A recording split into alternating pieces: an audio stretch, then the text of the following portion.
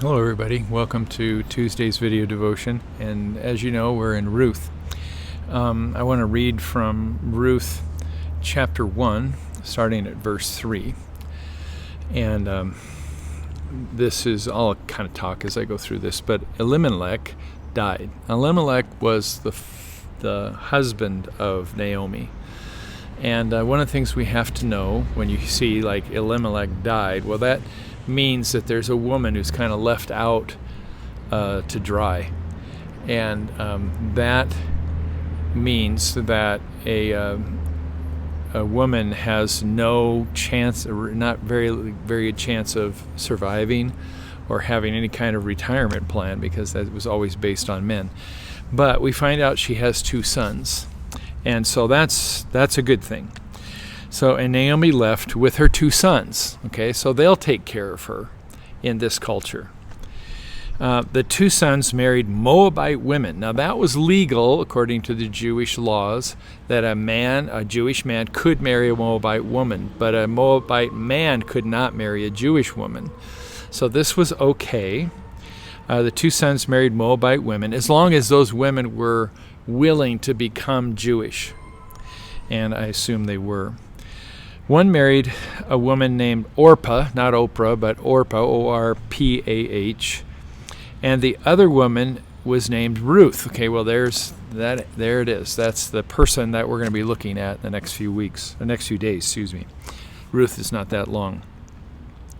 So these 2 sons of Elimelech and Naomi married Moabite women, Orpah and Ruth.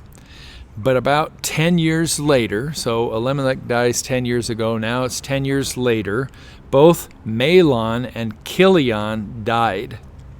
Those are the 2 sons of Naomi. So now she's lost her husband and her 2 sons, lost her husband and her 2 sons. So that means that she is now without any kind of financial support, has nothing to rely on in her retirement, and she's in a foreign land. She's not in Israel. So she's going to decide to go to Israel, and wants to leave her 2 daughters-in-law in Moab so they can marry Moabite men and be taken care of. I know today this sounds awful, but it wasn't back then. So how does Ruth, how does this whole story fit into anything about Jesus? Doesn't sound like it would, does it? But it does. And the way that it does is that Ruth is mentioned in the genealogy of Jesus in the first part of Matthew. Listen up. So this is chapter 5 of verse 1, or chapter 1 and verse 5 of Matthew. Salmon was the father of Boaz, whose mother was Rahab. And Boaz was the father of Obed, whose mother was Ruth. I talked before, yesterday, if you haven't seen it, I'd go listen to that video, about why Ruth is mentioned, why Ruth, Tamar are mentioned in this genealogy. It was to prove that God could do anything. But here is a non-Jewish woman who is mentioned in the genealogy of Jesus. And we're going to find some other connections. For example, she finally goes with Naomi to Bethlehem. That should sound familiar. That's where Jesus was born. And so there's that connection. But there's more connections to Jesus. Ruth and Jesus are very connected. And we want to pay attention to that in the next couple days. But let me just say this as a thought for today. Naomi's husband dies. Naomi's 2 sons dies. She's in a foreign land. What is she to do? This sounds horrible. This is terrible for her. And, not so bad for her daughters-in-law, because they can remarry Moabite men and they'll be fine. But for her, it's bad. So she makes a decision to go back to go back to her homeland, which was probably a good decision. And the whole book about Ruth is kind of about that decision. We'll talk about that later. But here's the thing I want you to think about for today. It looks really bad for Naomi. It looks really bad. She's lost all her support. And things may look bad for you at different times in your life too, and you may think, God has abandoned me totally. But I want you to recognize that even though things look bad for Naomi at this point, it's all part of God's plan.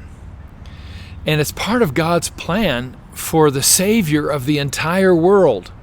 Naomi probably died never knowing that. She knows it now, but she probably died never knowing that. She never knew that her hardships actually had something to do with God's plan. The same is true for you today. Maybe it's not part of God's master plan, like bringing a Savior, but things that happen to us are part of God's plan, or at the very least, God's going to use them. So if something is terrible in your life today,